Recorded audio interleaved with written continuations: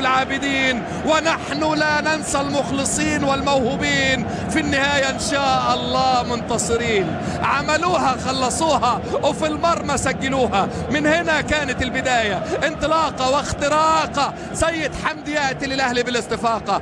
بص شوف جده بيعمل ايه، بص شوف جده عمل اللي عليه، بص شوف جده. الله عليه، الله عليه، الله عليه. 1-0 والله بكسر الهاء وهي يمين. هي ترجمة حقيقية لواقع نراه أمامنا. فالأهلي كان يكفيه فقط التسجيل، كان يبقى فقط التسجيل حتى تكتمل الصورة. نتابع أجمل كورة عكس اللعيبة القصيرين. يا سلام يا وليد، يا سلام يا وليد. تصير مكير إلى جده وليد سليمان. لا لا لا لا لا لا لا لا لا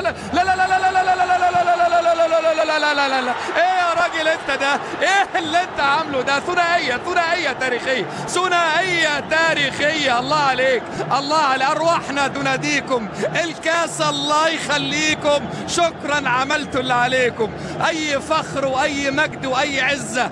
النادي الأهلي ما حدا يهزه. أي فرحة وأي فوز وأي انتصار. الأهلي لا يعرف الانكسار. أي مهارات، أي انطلاقات، أي اختراقات.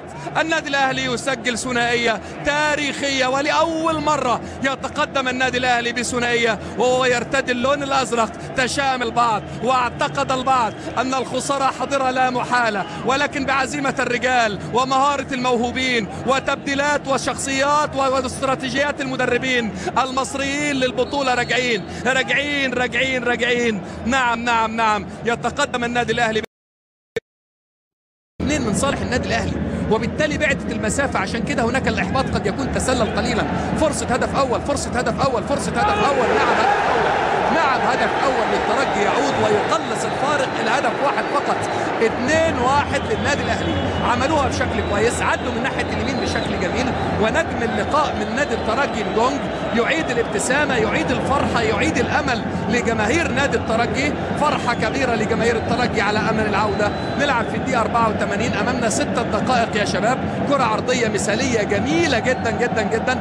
هرب الحقيقة البديل البلايلي اللاعب الجزائري، حطها حلوة قوي قوي قوي للاعب الكاميروني نجونج.